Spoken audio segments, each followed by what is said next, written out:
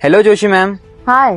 तर मॅम मला एवढंच सांगायचं होतं की जे 10th पास आउट मुलं मुली असतात ते विदाऊट एनी करिअर गायडन्स किंवा त्यांना कोणी काही सांगितलेलं नसतं, बट तरी ते बाहेर शिकायला चालले जातात आणि मग त्यांच्या फील्डमध्ये ते खूप चांगलं करू नाही शकत किंवा त्यांना स्कोरिंग कमी येत असते.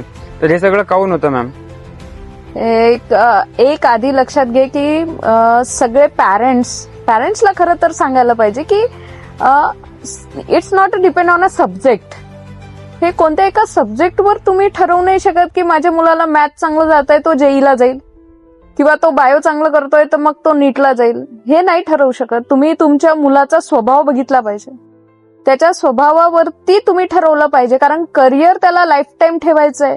ते पॅशन सोबत जर राहिलं तर ते त्याला सॅटिस्फॅक्शन देईल, नाही तर तो त्याला फेल्युअर येणार.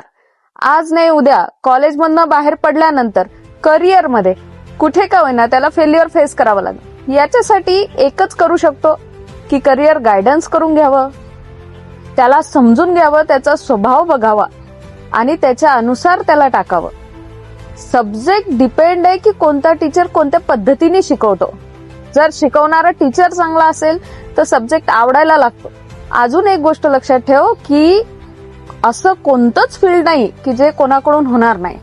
सगळ्या क्षेत्रामध्ये समोर जाऊ शकतो मेहनत जर केली तर. एक मेंटर कंपल्सरी असतो, तो असला की बस झालं. आयुष्यात सक्सेस मिळणार हे नक्की आहे.